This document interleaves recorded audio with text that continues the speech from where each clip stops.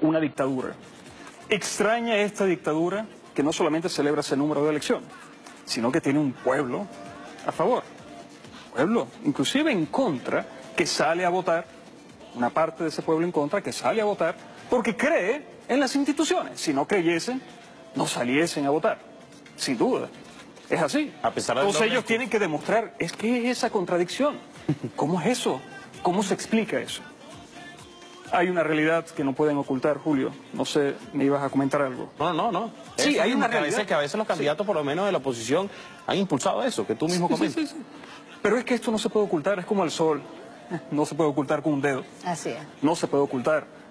Y vaya que de no solamente decir que esto es una dictadura, sino se han ocupado en decir otras cosas. Decir, bueno, sí, está bien. Leía en estos días un artículo. Está bien, no es una dictadura, pero es una tiranía. Entonces le dan la vuelta al discurso. Bueno, es que existe en esta extraña dictadura una crisis humanitaria que está matando al pueblo de hambre.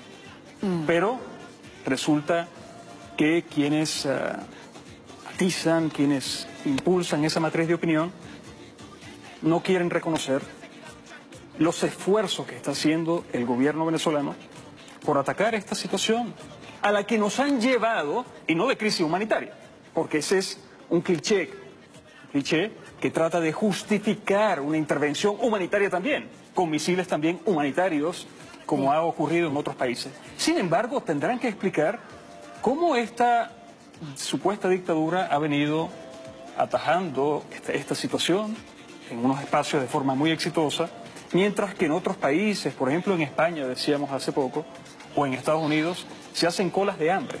Es decir, gente haciendo cola por un pedazo de pan en España, en Estados Unidos, pero eso no lo muestran los grandes medios. Así es.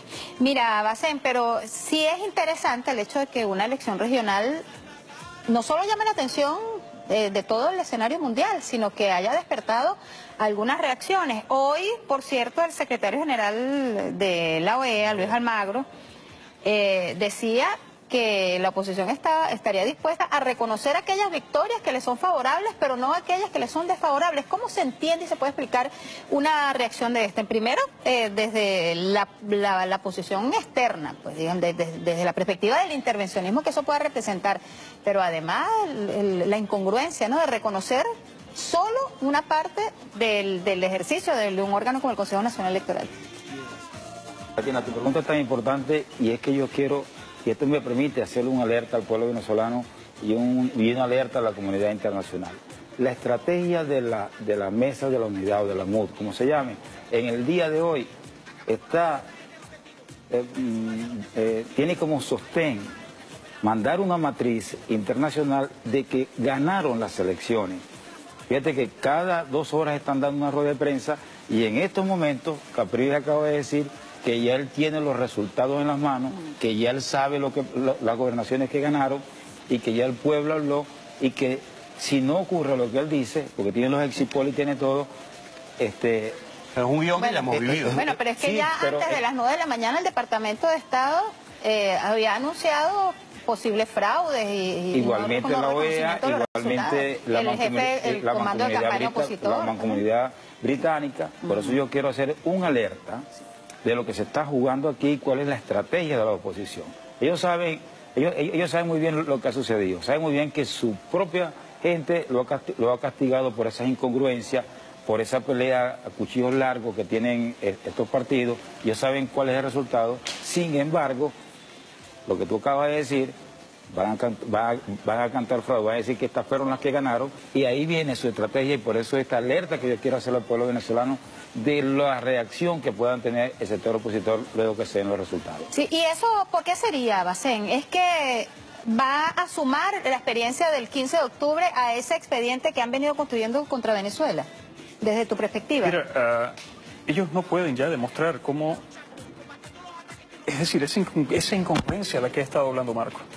¿Cómo van a demostrar que el 8 y el 15 de julio, por ejemplo, el 15 de julio, la más reciente elección, no salieron 8 millones, no fue apoyado el gobierno, la propuesta de la constituyente en ese espacio?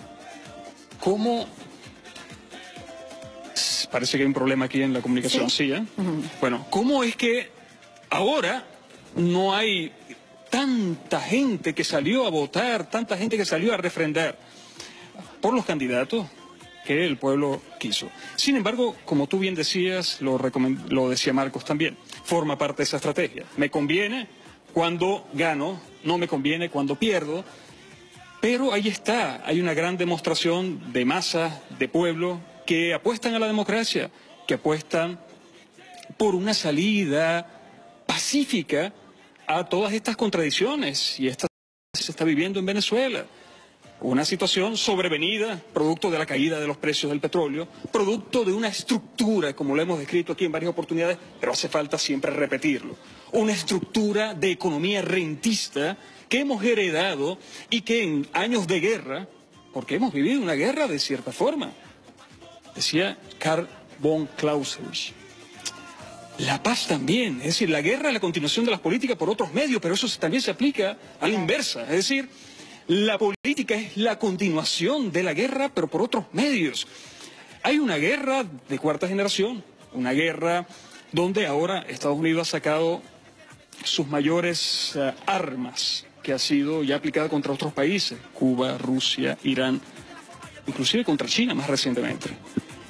El bloqueo financiero, el bloqueo económico, el bloqueo comercial que busca ahogar la economía venezolana y de esta forma justificar, promover una intervención ante una explosión que ellos van a engendrar en el país, pero que no lo han logrado, y ahí está, por eso es que se vuelven locos y sale esa casi posición desesperada por parte de Donald Trump diciendo, bueno, es que hay que intervenir entonces militarmente a Venezuela, cuando no logran explicarse los grandes fracasos ante tantos recursos que ha recibido la oposición venezolana, para hacer estos frentes de guerra, inclusive guerra mercenaria, guerra terrorista, como los vimos en las pasadas guarimbas. No logran explicar sus fracasos, entonces ahora salen con esta jugada maestra, como lo han llamado. Ahora bien, a propósito de estas elecciones del día de hoy, ese escenario, ¿cómo se plantea? ¿Se profundizará aún más el ataque a la República Bolivariana de Venezuela? Sí, yo creo que sí. Yo creo que este guión que ellos están jugando, más la decisión de la Comunidad Europea de decir que ellos van a esperar para ver el resultado de las elecciones, para entonces ellos tomar la decisión de imponer sanciones selectivas a algunos venezolanos que están en el gobierno, o los que ellos quieran, imponerles sanciones selectivas que luego dicen el mismo guión de Estados Unidos. Y cuando ellos dicen que van a esperar los resultados, es porque es el guión que están aplicando. Así que nosotros tenemos que estar preparados ahora, no solo por lo que dijo Trump, que también iba a esperar, y lo que ha dicho el gobierno de Canadá y lo que ha dicho el gobierno de Inglaterra, que iban a esperar a ver el comportamiento de las elecciones regionales, claro. Y por eso es que ellos cada 2 horas, aunque no tengan nada que decir, están haciendo una rueda de prensa, están tratando de adelantarse al CNE y proclamarse vencedores. Así que es muy importante que nosotros estemos muy conscientes de que este bloqueo financiero, de que esta estrategia de ahogar a Venezuela no se va a parar aquí con estas elecciones. La única forma, y yo creo que debemos insistir, es en que salgamos a votar, claro. Porque nuestra arma es el voto. Lo ha demostrado un pueblo que quiere paz, un pueblo que quiere que todo lo dirimamos a través del diálogo.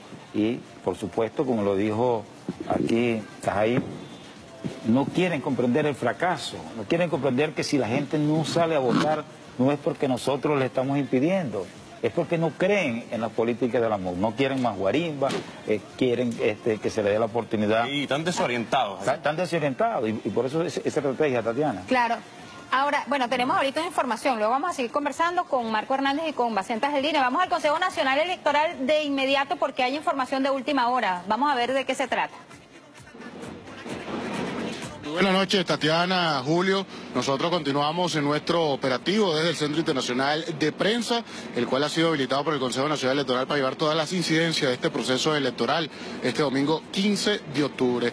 Debemos informar que las expectativas son bastante altas en este lugar en el que nos encontramos, presencia de prensa extranjera, presencia por supuesto de la prensa nacional, para conocer los detalles que dará la rectora Tibisay Lucena, presidenta del Consejo Nacional Electoral, en relación a lo que ha sido una jornada democrática. Debemos destacar que se han dado declaraciones importantes desde este lugar en el que nos encontramos. Incluso podemos hasta ahora apreciar la fachada del Consejo Nacional Electoral, una fachada que dice mucho acerca de lo que significa este lugar en el que nos encontramos. Como bien lo decía al principio, expectativas en relación a estos resultados de lo que se está ejecutando en los 23 estados del país, donde el día de hoy los venezolanos y venezolanas han decidido escoger al gobernador y gobernadora de su preferencia, en un proceso electoral que se ha caracterizado por la tranquilidad, que se ha caracterizado por el civismo. Nosotros también debemos destacar que en aquellos centros de votación donde aún los venezolanos y venezolanas están ejerciendo su derecho al voto, que hay cola todavía, este centro de votación debe cerrar, como lo establece la norma, cuando el último elector haya ejercido su derecho al sufragio, algo que sin duda alguna es una de las situaciones que se están presentando en algunos de los estados, uno de los momentos que debe ser respetado por quienes se encuentran en los centros de votación. Recordemos que son 13.559 centros de votación que se encuentran en estos 23 estados, y acatar, por supuesto, lo que establece el Plan República. El Plan República que el día de hoy ha dado una muestra más de solidaridad de lo que es la Unión Cívico-Militar en relación al respeto que se debe tener en un proceso comicial como el de hoy, en donde están desplegados más de 400.000 hombres y mujeres para garantizar la paz, la tranquilidad, como debe ser. Pero siempre esto de la mano del civil, de la mano del ciudadano, quien ha puesto sin duda alguna de su parte para que esta jornada sea exitosa. Nosotros recordar lo que fuera más temprano también las declaraciones de la rectora Tibisay Lucena en relación a cómo se ha llevado a cabo el proceso el día de hoy, un proceso con total normalidad, un proceso en donde las mesas de votación fueron instaladas desde temprano, sin mayores pormenores, y en donde el que ha resultado victorioso hasta este momento ha sido el ciudadano que ha decidido ejercer su derecho al sufragio el día de hoy. Debemos destacar, Tatiana, Julio, como bien lo hemos dicho, estamos a la expectativa, algo que se siente en el ambiente acá en el Centro Internacional de Prensa, bueno, para conocer de la voz de la rectora Tibisay Lucena lo que seguramente van a ser resultados importantes en relación a lo que ha sido un proceso electoral con la participación, repito, del pueblo venezolano, respetando las leyes establecidas, la ley orgánica de los procesos electorales, por supuesto lo que establece la Constitución de la República Bolivariana de Venezuela. Estamos hablando de más de 20 eventos electorales que se han realizado en el país y que se han caracterizado, por supuesto, por civismo por parte venezolano. Otro de los datos que vale la pena recordar, lo decía la rectora Tibisay Lucena, fueron reubicados 274 centros de votación por diversas causas, entre las que podemos destacar infraestructura y, por supuesto, en relación a los lamentables hechos que ocurrieron en el proceso electoral pasado. Hablamos de la Asamblea Nacional Constituyente el 30 de julio, donde en algunos municipios del país, bueno, sectores ligados a una tendencia política lamentablemente impidieron que algunos venezolanos y venezolanas puedan ejercer su derecho al sufragio. Bueno, en estos centros también se ha llevado a cabo el proceso de forma tranquila, normal y como lo establecen las leyes, en un proceso caracterizado por el civismo. Nosotros, Tatiana, Julio, vamos a seguir desde acá, desde el Centro Internacional de Prensa, muy pendientes de esas declaraciones, como lo hemos dicho, que están causando bastante expectativa, tanto para los medios extranjeros como para los nacionales. Devolvemos nuevamente el pase con ustedes a los estudios. Adelante, muchachos. Bueno, muchísimas gracias a Carlos Revete, lo vemos allí en ese Centro Internacional de Prensa, donde desfilan no solo los acompañantes y todos los visitantes que están aquí en nuestro país, sino esa gran cantidad de periodistas, ¿no? Es decir, un proceso regional que ha llamado la atención tanto como el proceso de elección de carácter nacional. Nosotros veníamos abordando esa mirada internacional a la elección que hoy se desarrolla en el país.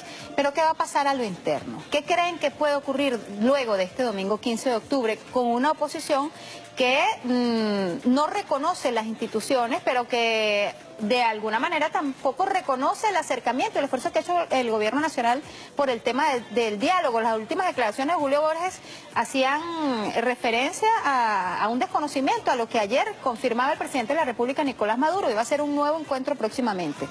A ver, cualquiera de los dos que pueda en ese sentido. Ayer estaba viendo Deutsche Welle, creo que así se pronuncia. Es una cadena alemana de noticias. Que también tiene banco, por cierto. Sí, Sí. claro. Y esa cadena ya estaba reconociendo, ya públicamente, de que en Venezuela se había impuesto ya. Todas las encuestas decían que la oposición iba a ganar. Que la oposición, ahí sigue el problema con, con los micrófonos, sí. Decía que la oposición iba a ganar.